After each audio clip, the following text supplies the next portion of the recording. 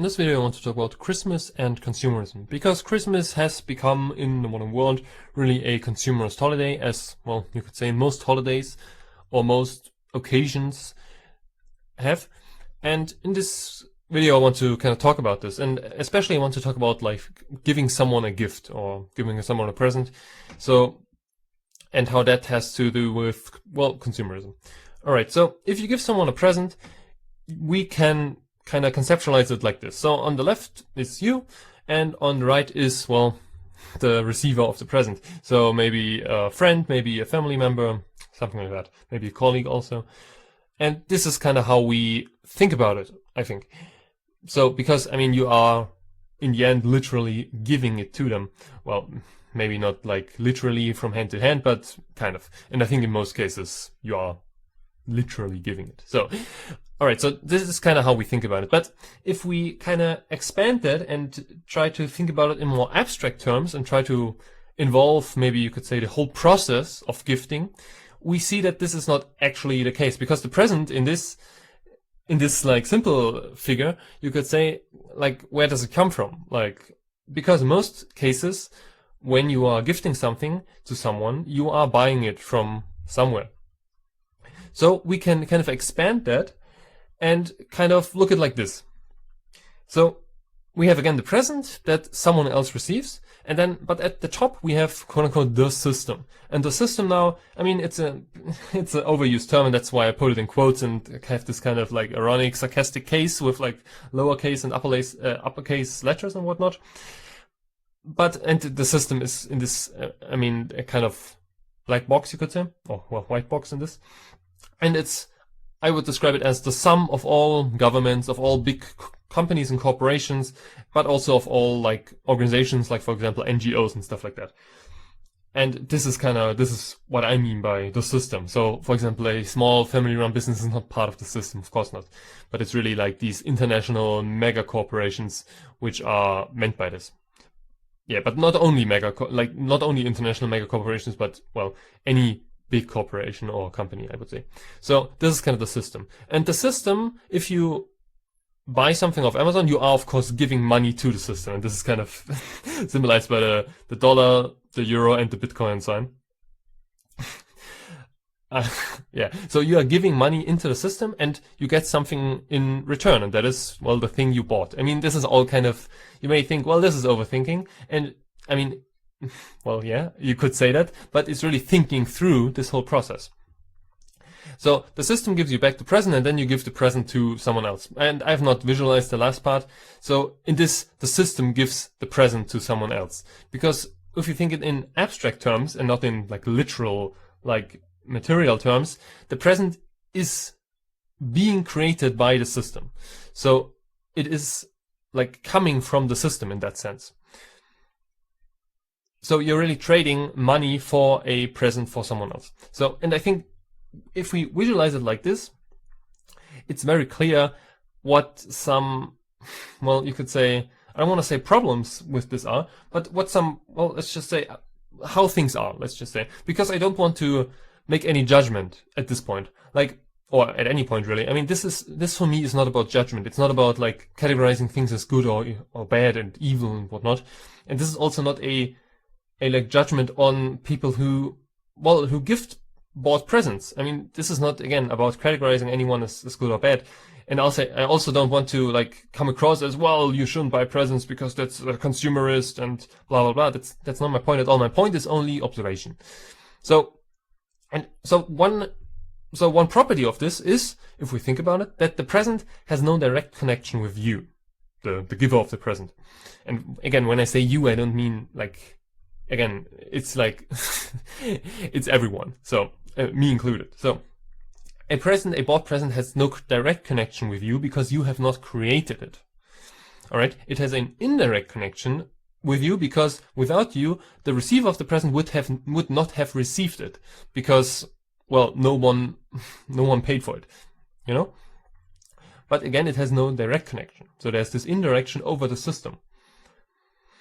And so what this means in end effect is you like you are, and this you may think, well, that's pretty drastic, and maybe, but you are in effect practically replaceable in this thing. Like you could swap out the you figure for anyone else, and it would be the same thing, because in the end, the system doesn't care what, like, who gives it the money, TM, but just that it receives, like, a company doesn't care who gives them the money. They just want to receive the money and they will give you back in return the present. I mean, again, this is all very obvious, but I think it's important to think about through the obvious stuff, which we take for granted and normal, to see things more clearly how they are. All right, so again, the giver of the present is kind of replaceable in this scenario. And again, if we go back to the other scenario, in this case, he's not really replaceable. And so, and this is not some, I mean, I didn't do the slide to just say, well, this is wrong, this never happens. So if you create a present yourself, if you create something, then this scenario is how it is. You have created the present, you are giving the present to someone else, that's all there is to it. Of course, maybe you need some material, maybe you need some tooling for the present, maybe you, I don't know, you need a, I don't know, knife to carve something out of wood, and you need the wood and whatnot. But in the end, you are the one creating the present.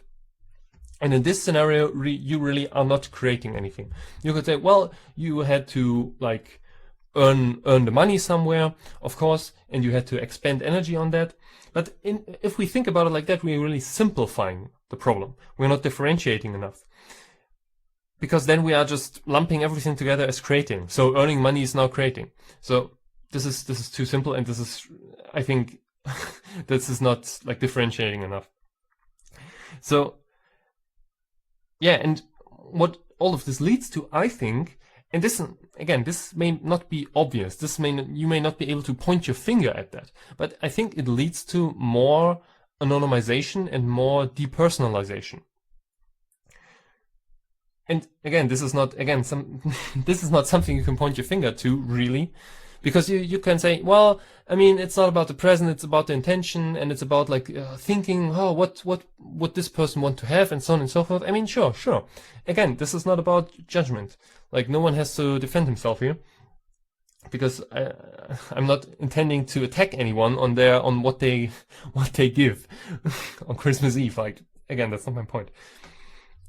But yeah, I think this indirection has many, well, kind of drags after it a how do you call it, a rat's tail of many other things. So, for example, another thing is, and we don't feel this that harshly anymore, I think, is that presents tend to not be very personalized, in the sense that if you buy something from a store, the store, of course, doesn't know about the buyer, and the store also doesn't know about the receiver. So everything, like every product, is kind of, well, it exists, but it doesn't exist with an intention other than being bought, if that makes sense. So it can't be personalized in that sense. Of course, nowadays you would say, well, we have personalization. I mean, I can choose between 12.5 colors on Amazon.com for my phone case for my friend, and I can have his name laser engraved in there and whatnot. I mean, yeah, sure. Yeah, but that's not really what I mean by personalization. What I maybe mean more is something that has been created with the explicit intent being, well, I'm creating this thing, or this, I don't know, poem, or this whatever, this drawing, with the explicit intent of giving it to someone else. Like, it is explicitly for this person. And again, things you can buy, really, especially when it comes to, like, the system, like, so things you can buy from a big company, whatever, they can't be personalized. Obviously not. So, I mean, that's just the laws of efficiency, like the laws of industrial production. Yeah, so this obviously doesn't work. And I think the question, this all boils down to, and I mean, you can expand on this and think about more aspects, which kind of get, well, this kind of touches on. But I think what it really boils down to is, do we create anything ourselves anymore? Like, and I think the question for the answer for that is, in most cases, like when we look at society at large, when we look at the mainstream, the average person, the answer is no. Because really, this is how our lives function with everything. And I mean, not the you, someone else, present money thing, but rather the indirection over the system. So, yeah, so this may be going a bit off from the whole Christmas thing, but again, with Christmas and like other people and like human relationships and stuff, it really shows even more, I think. But this holds equally true like for everyday life. So we don't create, I mean, like for people who live in cities and who have like, who work long hours, who don't have time to cook for themselves, I mean, they don't even create their own food. So they don't cook their own food and stuff like that. I mean, again, this seems normal to us, but I think it goes much deeper. Yeah. So yeah, I think that's all I really wanted to say and share in this video. So, but I also, well, I always say that's all I wanted to say, and then I still have more to say. So, so how I try to kind of handle it is that I try to give people like something, like I actually try to create something and gift it to people. And you might say, well, that's kind of awkward for a lot of people, because a lot of people don't get it at all. And I've experienced that, and like my solution is just to not give them stuff, because if they cannot be happy, like if they don't feel happy when I like sit down, take my time and energy and create something for them, like if they are only happy when they get something that's of high value from me, bought off, I don't know, Amazon.com, like if they only care about the value of the thing and not about like the quality of it in terms of being created by me, then like, sorry, I don't need to give them money, because that's what's in effect happening, I guess. I mean, of course, there's the component of, well, you are choosing something and you're making a decision and whatnot for them, which you think they will be happy about. Sure. Yeah.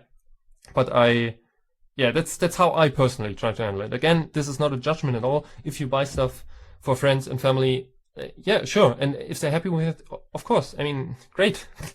But I just wanted to kind of share my thoughts on this, because I think there's this hidden dynamic, maybe you could call it like that, or this hidden like aspect of depersonalization, of materialization, you could even say, that happens when you gift things you bought.